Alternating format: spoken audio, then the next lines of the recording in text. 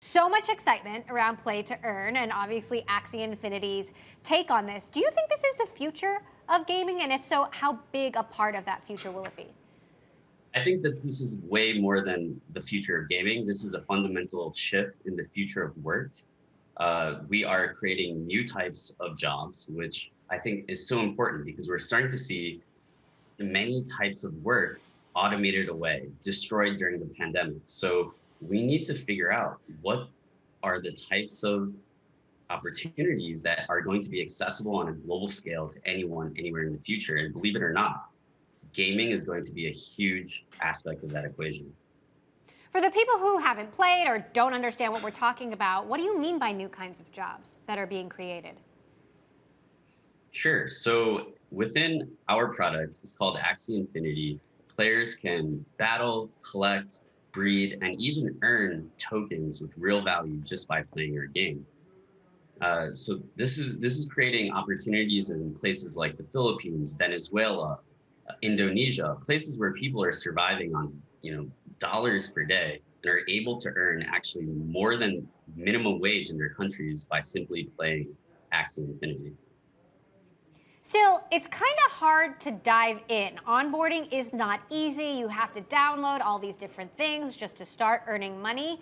How do you make that process easier? And do you think that will be a critical part of really scaling this? Definitely. It's still very hard to get started, but we came from the generation where when we were playing StarCraft and Diablo as kids, we couldn't take phone calls at our house, right? So new technology always has a little bit of a entry barrier. There's friction that always gets solved by builders, and that's one of the things that we're really focused on at Sky Mavis is making sure that it's super easy to get started with these NFT games, these blockchain powered games. And over the last 3 years, it's gotten much easier. There's still a long way to go. Does the volatility of the crypto market impact you?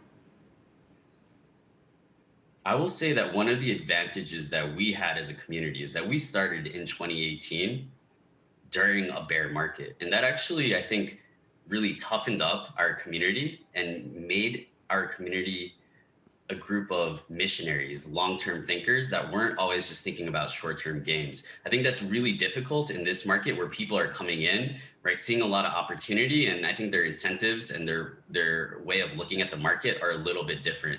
I think that the future of consumer apps are going to be built by builders and communities that are kind of impervious to market conditions, right? I think crypto is about empowering people to take back ownership of their data, of their digital items and identities. It's about so much more than just right, like market fluctuations, Bitcoin price. I think that's the amazing thing that NFTs do, right? They create this accessible window into crypto that, right, if you're not just interested in purely financial applications, it, it's Now, it's it's it's much more accessible. everyone is talking about the metaverse. Howie Liu of Airtable just told us, and basically, that he thinks it's overhyped. How big a deal do you think the metaverse will be for the gaming world, and how soon does it actually materialize? Sure. So different people have different definitions of the metaverse. I tend to think of it as the culmination of a trend where our digital lives start to take more and more importance over what's happening in the physical world. So we're starting to see these platforms, these real digital economies where you're able to form relationships, both social and economic, with anyone, anywhere in the world.